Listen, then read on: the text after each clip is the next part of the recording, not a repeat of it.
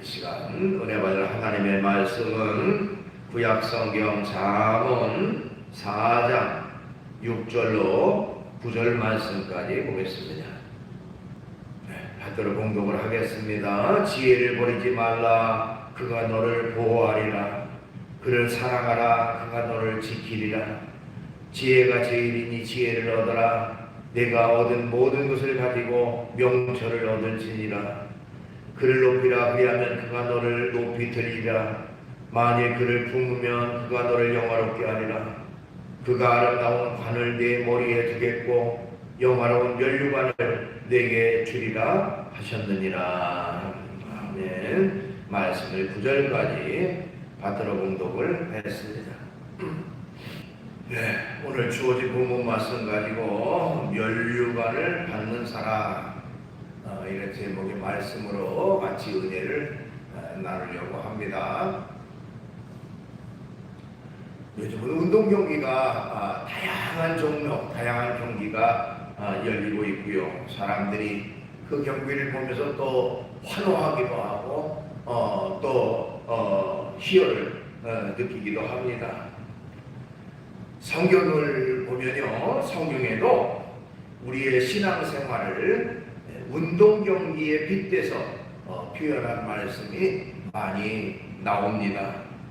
빌립보서 3장 14절에 보면 표대를 향하여 그리스도 예수 안에서 하나님이 위에서 부르신 부름의 상을 위하여 달려가노라. 표대를 향해서 달려간다. 실제로 고대사회에서 운동 경기할 때는 큰 그 목표 지점에다가 이제 장대를 높이 세워놔서 그 표대를 향해서 달리기를 했던 것으로 봅니다. 또 히브리서 12장 1절에 보니까 이러므로 우리에게 구름같이 둘러싼 허다한 증인들이 있으니 모든 무거운 것과 얽매기 쉬운 죄를 벗어버리고 인내로서 우리 앞에 당한 경주를 경주하며, 우리 앞에 당한 경주를 경주한다. 또 이것도 역시 달리기에 대한 내용이고요. 고린도전서 9장 24절 운동장에서 다름질하는 자들이 다 달릴지라도 오직 상을 받는 사람은 한 사람인 줄 너희가 알지 못하느냐. 너희도 상을 받도록 이와 같이 다름질하라. 이런 내용. 그러니까 성경에는 운동 경기에 빗대서 우리 믿음의 성도들이 믿음생활, 신앙생활을 어떻게 해야 될지 거기에 대해서 쭉 말하고 있습니다. 오늘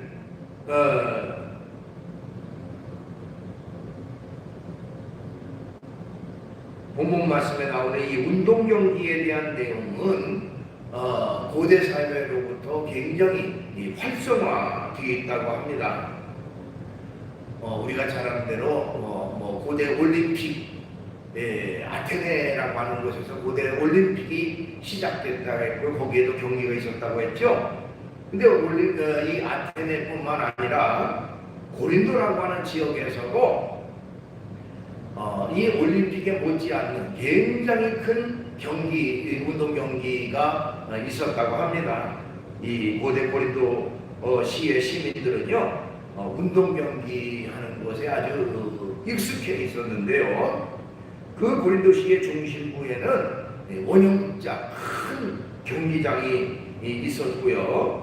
그곳에서 매년 3년마다 한 번씩 올림픽과 같은 이스무스라고 하는 경기 행사가 있었다고 합니다. 학자들에 의하면 그 당시에 있었던 경기는 기본적으로 이제 달리기 경기가 기본이 됐고요. 또 마차 경주라든지 레슬링이라든지 권투라든지 이런 종목들이 바로 주류를 이뤘다고 합니다. 그리고 나서 후에 가서는 짐승과 싸우는 그 격투 종목이 새롭게 등장해서 사람들에게 인기를 끌었다고 합니다. 어쨌든 이런 다양한 체육 행사가 열렸는데 사도 바울은요, 이런 체육 행사를 직접 눈으로 보면서 목도하면서 이 운동 경기하는 그 선수들의 그 모습 하나하나를 보면서 야, 저 사람들이 이 우승을 하기 위해서 1등을 하기 위해서 또 면류관을 받기 위해서 저렇게 힘쓰고 애쓰고 그야말로 어떤 사람은 피를 철철 흘리면서도 경기를 하는데 저들은 썩을 면류관, 금방 시들어버릴 면류관을 위해서도 저렇게 열심히 하는데 우리는 썩지 않는 영원한 하나님의 면류관을 받기로 되어 있는데 우리가 이 영적 싸움에서 그냥 대충 싸워서야 되겠는가? 우리는 영원한 면류관을 바라보면서 우리에게 주어진 신앙의 경주에 최선을 다해야 되지 않겠는가 하는 내용의 말씀을 기록하고 있습니다. 오늘 본문 잠언 4장 8절 9절 말씀에도 그를 높이라 그리하면 그가 너를 높이 들리라 만일 그를 품으면 그가 너를 영화롭게 하리라 그가 아름다운 관을 네 머리에 두겠고 영화로운 면류관을 내게 주리라 하셨느니라 이렇게 말하고 있습니다. 하나님을 믿고 하나님을 의지하고 하나님을 위해서 충성된 사람에게 하나님은 영화로운 면류관을 그 사람에게 허락하신다고 약속을 하셨습니다. 그러면 우리가 이제 하나님의 영원한 면류관을 바라보는 사람으로서 언제나 최선을 다해야 되는데요. 자, 성경에는 어떤 사람에게 하나님이 면류관을 주신다고 했는가? 즉 면류관을 받을 사람들은 어떤 사람인지 하는 것들을 한번 살펴볼 필요가 있습니다. 우선은요, 하나님은 죽도록 충성하는 사람에게 면류관을 주십니다 하는 것입니다. 요한계시록 2장 10절 하반절 말씀에 보면 내가 죽도록 충성하라 그리하면 내가 생명의 관을 내게 주리라 이렇게 말씀하고 있습니다. 죽도록 충성하는 사람에게 면류관을 주신다. 이 면류관은 바로 생명의 면류관을 주시겠다고 약속하셨습니다. 시험도 이기고 또 유혹도 이기고 핍박도 이기고 믿음으로 승리한 사람에게 하나님께서는 이런 생명의 면류관을 그에게 줄 것이라고 약속을 하셨던 것입니다. 우리는 언제나 하나님께서 내게 주신 사명을 다하면서 끝까지 충성된 그런 사람이 되어져야 됩니다. 처음에는 충성하고 헌신하다가 나중에 흐지부지하고 그 믿음과 신앙을 잃어버리는 사람이 아니라 처음과 마지막이 같게 끝까지 충성할 수 있는 그런 사람을 하나님은 기뻐하십니다.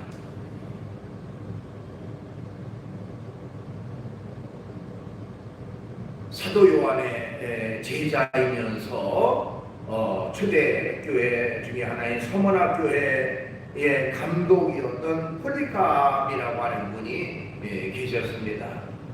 이 폴리캅은 철저한 믿음과 신앙을 가지고 살았던 사람인데요. 그 당시에 유대인들이 이 폴리캅을 모함해서 이 폴리캅이 황제를 배반했다. 이 로마 황제, 로마의 그 당시에 식민 지배를 받았으니까요. 로마 황제를 배반하고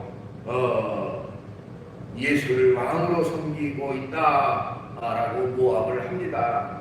그래서 결국에는 이 로마 총독이 폴리캅을 잡아다가 장작더미를 쌓아놓고서 그 위에 화형을 시켜서 죽이기로 했습니다. 그러면서 그 폴리캅에게 그 총독이 그런 얘기를 합니다. 지금이라도 가이사 황제를 찬양하고 예수를 욕하면 내가 너를 놓아주겠다고 회유를 합니다. 그때 이 폴리캅은 그런 얘기를 해요. 나는 86년 동안 그리스도를 섬겨왔지만 주님은 나를 한 번도 배신하지 않았습니다. 그런데 어찌 내가 주님을 배반할 수 있겠습니까?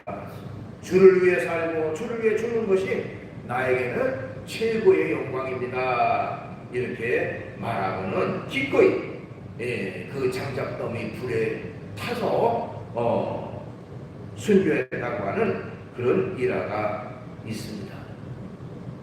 순교라고 하는 것은 주님을 위해서 고난과 핍박을 당하다가 죽는 것을 우리가 순교라고 하지요. 또 이 순교하는 자에게 주님은 가장 큰 영광과 축복으로 갚아주신다고 약속하셨는데, 그런데 우리가 순교라고 하는 말은 사실 모든 것에 통용되는 말이기도 합니다. 그게 무슨 얘기냐면, 주님을 위해서 물론 믿음과 신앙을 지키다가 죽는 것도 순교입니다만은 또한 살아있는 순교자도 있다는 겁니다. 그러니까 죽은 순교자가 있고 살아있는 순교자가 있다. 자, 믿음과 신앙을 지키다가 죽은 것은 물론 순교이지만 그러나 이 땅에 살아가면서 매일매일 주님을 위해서 고난과 핍박과 어려움을 당하면서도 신앙과 믿음을 지키면서 살아가는 사람, 그것이 곧 살아있는 순교자라 이렇게 말할 수가 있습니다. 어쨌든 우리가 살아있든지 죽어있든지 주님께 충성하고 고난과 핍박과 어려움이 와도 끝까지 주님을 위해서 믿음과 신앙을 지키고 살아가는 사람이 되어야 된다는 것이죠. 그래서 예수님은 날마다 자기 십자가를 지고 나를 따르라 이렇게 말씀하셨어요. 마태복음 16장 24절 25절 예수께서 제자들에게 이르시되 누구든지 나를 따라오려거든 자기를 부인하고 자기 십자가를 지고 나를 따를 것입니다. 자기 십자가, 자기가 당해야 될 일, 자기의 목, 자기가 져야 될 십자가를 기쁨으로 짊어지고 주님을 따르라 이렇게 말씀하고 있습니다. 이처럼 하나님은요 죽도록 충성하는 사람에게 언제 어느 때 어떤 일을 당하든지 끝까지 충성하는 사람에게 멸류관을 주신다고 약속을 하셨습니다.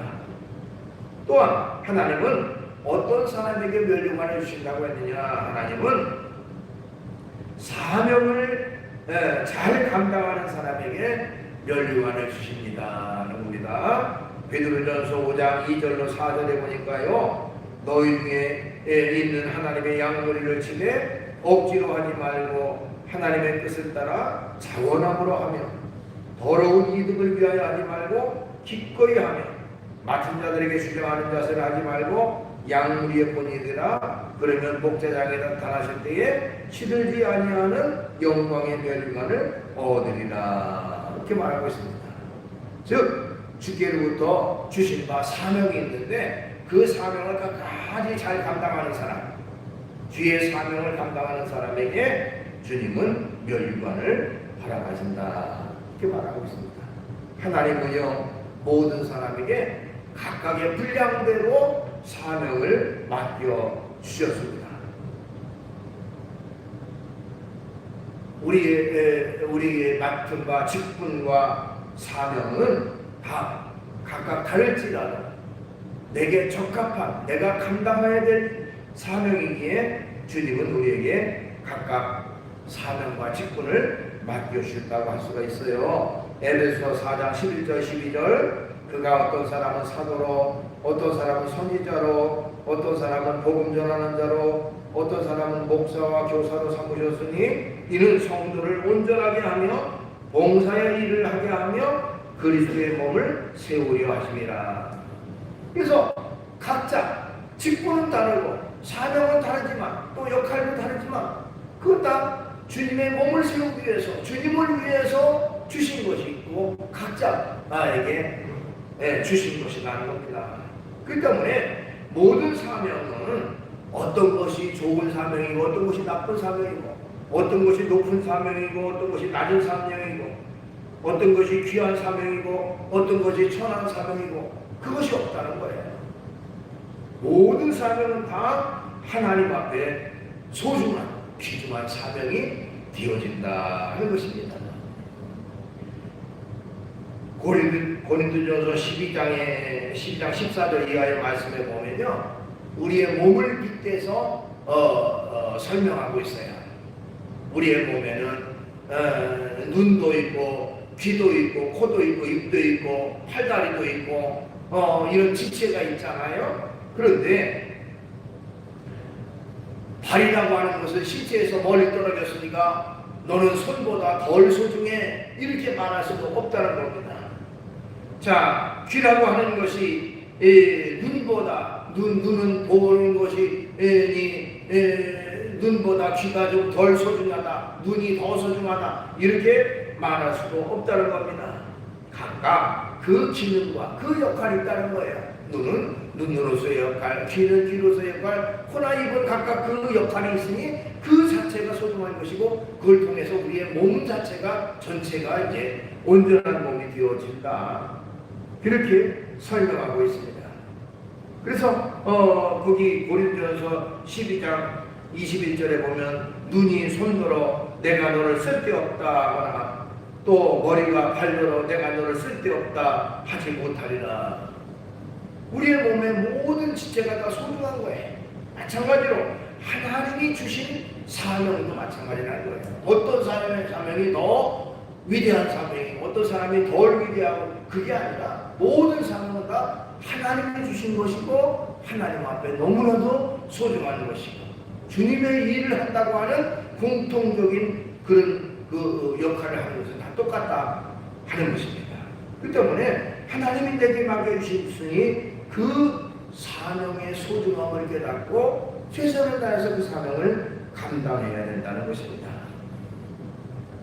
자, 그렇다면 우리 모든 믿음의 사람들, 우리 모든 성도들에게 주신 사명 가운데 가장 소중한 사명은 뭘까요? 가장 으뜸되는 사명, 먼저 우선순위의 사명, 성경에 보니까요 영혼 구원의 사명이라고 말할 수가 있습니다. 성경에 보면요 우리가 감당할 사명 가운데 가장 귀한 사명은 온 천하보다 귀한 영혼을 사랑하고 영혼을 구원하는 일이다 이렇게 말할 수가 있어요. 그러니까 하나님을 믿지 않는 사람들은 그 영혼이 죽어서 결국에는 멸망받을 수밖에 없는 그들이니 그들을 한 사람 한 사람 믿음을 통해서 구원의 길로 생명의 길로 인도할 수 있는 그 역할이 우리에게 주어졌다. 그것이 가장 귀하고 큰 사명이라고 말할 수가 있습니다. 마가복음 16장 15절에 또 이르시되 너희는 온 천하에 다니며 만민에게 복음을 전파하라 이렇게 말하고 있습니다.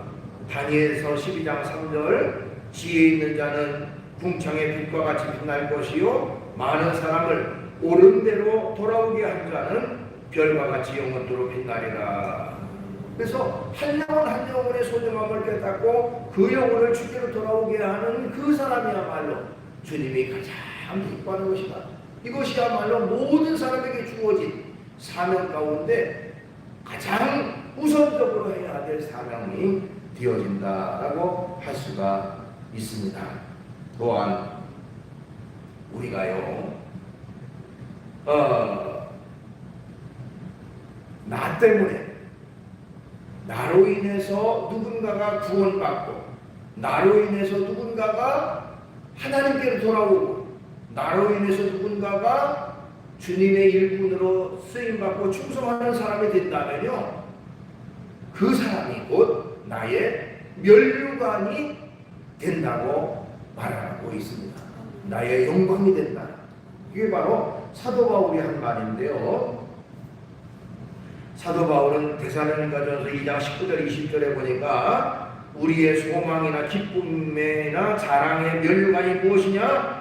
그가 강림하실 때에 우리 주 예수 앞에 너희가 아니냐? 너희는 우리의 영광이요 기쁨이니라 이렇게 말하고 있습니다. 바울은 자기를 통해서 예수님을 믿고 구원받은 사람들이 충성하는 그 모습을 보면서 너희들이 나의 상급이다. 너희들이 나의 기쁨이다. 내가 너희들이 곧 나의 면류관이다. 이렇게 말하고 있습니다. 우리가 주님을 증거해서 한 사람 한 사람 주께로 인도할 뿐만 아니라 그들이 믿음으로 바로 세워지고 하나님 앞에 충성된 일꾼으로 열심을 다하면 그 마음이 뿌듯해지죠. 기쁨이 있죠. 그게 바로 여기서 바울은 그걸 면류관이라고 표현했어요. 너희가 나의 면류관이다. 내 기쁨이 된다. 자, 그런 기쁨을 얻는 것이 바로 우리의 모습이 되어야 된다는 겁니다. 어쨌든 우리에게 하나님께서 주신 바 사명이 있는데 그 사명을 끝까지 잘 감당하는 사람에게 주님은 면류관을 주시겠다 이렇게 약속을 하셨습니다. 그 다음에 자, 그러니까 우리가 결과적으로 주님은요 사명만 주시고 일거리만 주시고 일한 사람에게 거기에 대한 상급을 주시지 않는 사람 하나님이 아니에요. 인색하신 하나님이 아닙니다. 우리가 어떤 사람을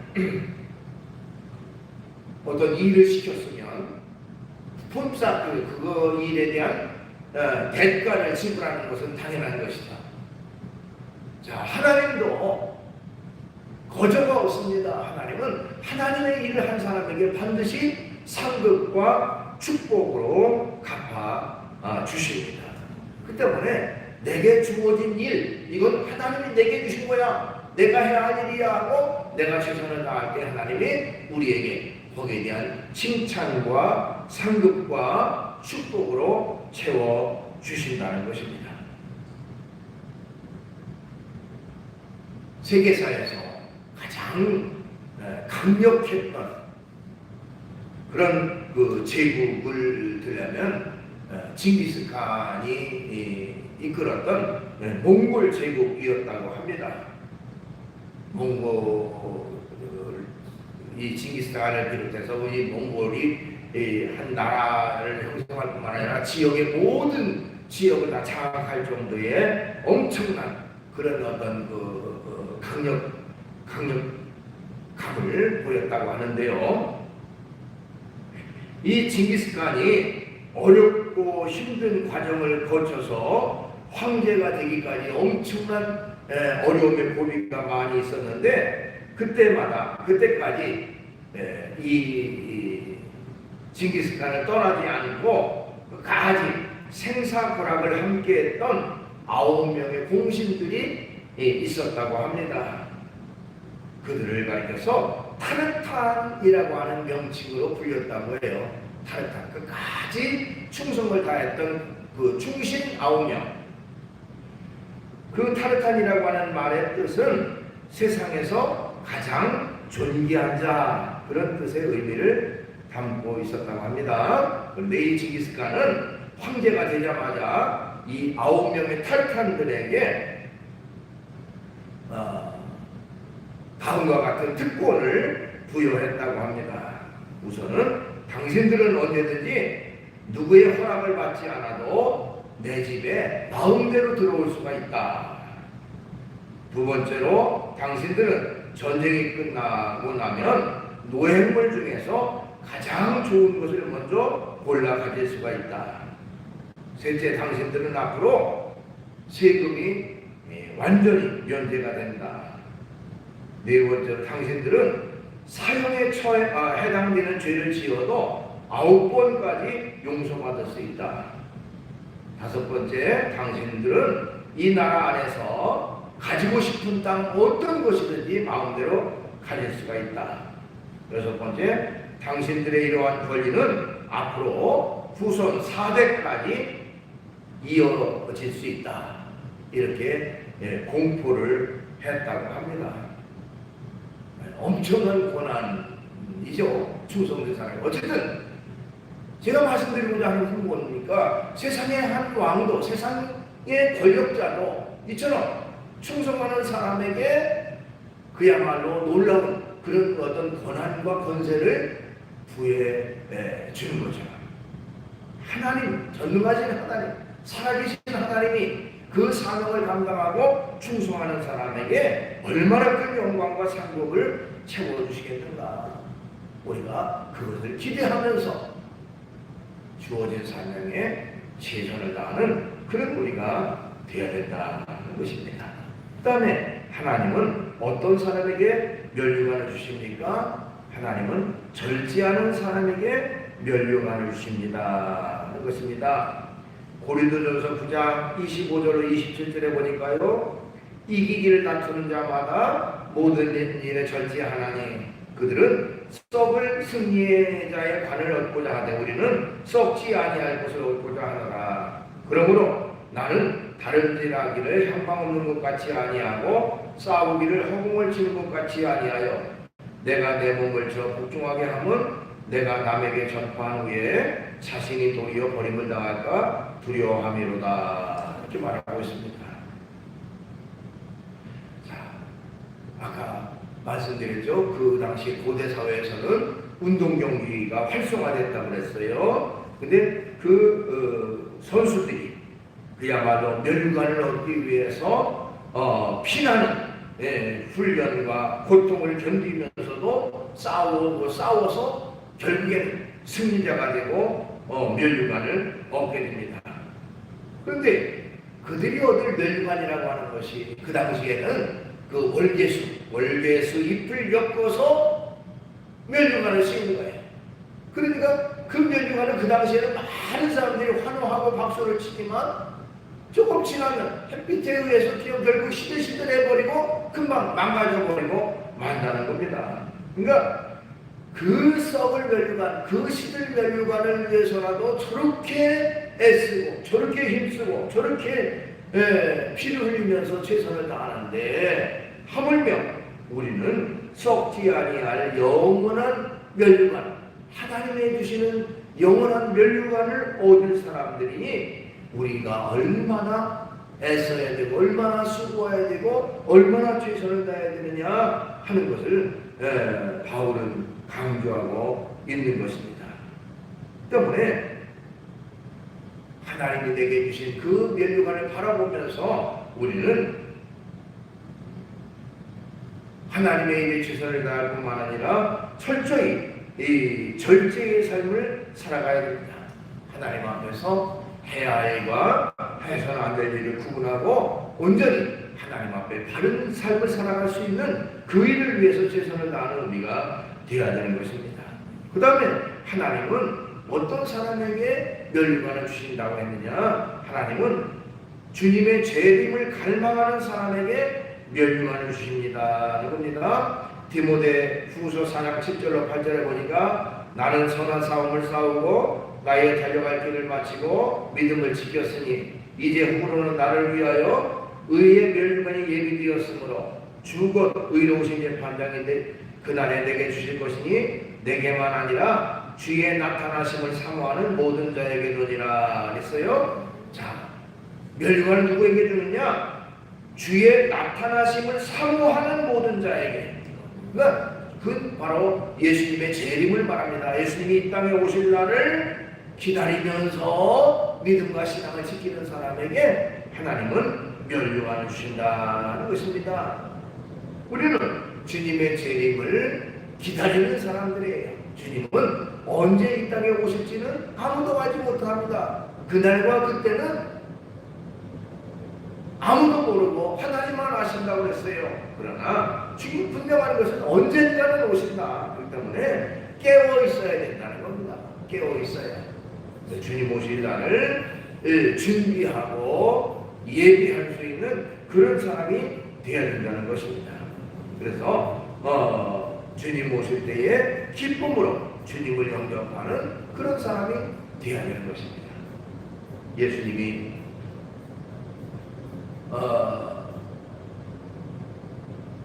미련한 처녀와 슬기로운 처녀의 비유를 말씀했지요. 똑같이 등불을 들고 신랑을 맞이하러 나갔지만은 지혜로운 사람은 등불과 함께 기름을 준비했지만은 미련한 사람들은 등불만 준비하고 있다가 신랑이 더디우니까 점점 기름이 떨어져서 결국 불이 꺼지고 말았지요. 그래서 그때서야 부랴부랴 기름을 구하러 간 사이에 신랑이 왔고 그리고 문은 닫혀버렸다. 그래서 나중에 문을 두드리면서 우리에게 문을 좀 열어달라라고 천천히 쳐도 이미 때는 늦었다. 기회는 지나갔다 하는 것입니다. 어떻게 보면 주님의 재림의 때에 주님이 언제 오실지 알고자 우리는 깨어서 준비하고 예비하고 주님의 오실 날을 기다릴 수 있는 그런 우리가 되어야 된다. 그 사람에게 주님은 면류관을 주신다 그랬습니다. 자, 말씀을 정리합니다. 주님은 어떤 사람에게 면류관을 주신다 그랬습니까? 죽도록 충성하는 사람에게 면류관을 주신다 그랬어요. 또 주님은 주의 사명을 잘 감당하는 사람에게 면류관 주신다 그랬고, 절제하는 사람에게 면류관 주신다 그랬고, 주님의 재림을 기다리는 사람에게 면류관을 주신다고 약속하셨습니다. 중요한 것은 면류관은 거저 쉽게 얻어지는 것이 아니에요. 아까 말씀드렸던 고대 사회에서 격투기 운동 달리기 하는 사람들이 최선을 다해서 1등해야만 면류관을 얻는데 그들의 면류관은 금방 썩을 면류관, 식을 면류관이지만 그럼에도 그들은 그렇게 열심히 달렸는데 우리가 얻을 면류관은 영원한 면류관, 하늘의 면류관, 하나님이 주시는 면류관이니 그 면류관을 위해서 우리의 주신 바 직분과 사명과 또 역할을 최선을 다해 감당해서 또한 하나님의 면류관을 받아 쓰는 그런 축복된 우리 모두가 되기를 주의 이름으로 축원합니다. 기도하겠습니다. 거룩하신 주님을 찬양합니다. 오늘 이 시간 우리 모두는 면류관을 받아 쓰는 그런 사람이 되어져야 한다고 말씀하고 있습니다. 말씀을 나눴습니다. 주님, 우리 모두는 세상에 시들 면류관, 금방 있다가 없어지는 일시적인 면류관이 아니라 영원한 면류관, 그야말로 가장 영광스러운 면류관을 얻을 자들이니 우리가 주께로부터 주신 바 사명과 직분을 끝까지 잘 감당해서 주님의 그 놀라운 영광과 축복의 면류관을 받았을 수 있는 저희가 될 수 있도록 인도해 주시옵소서. 신앙의 경주, 믿음의 경주에 그러기에 최선을 다해야 될 줄로 믿습니다. 주님, 우리에게 힘을 허락해 주시옵소서. 예수님의 이름으로 기도합니다. 아멘.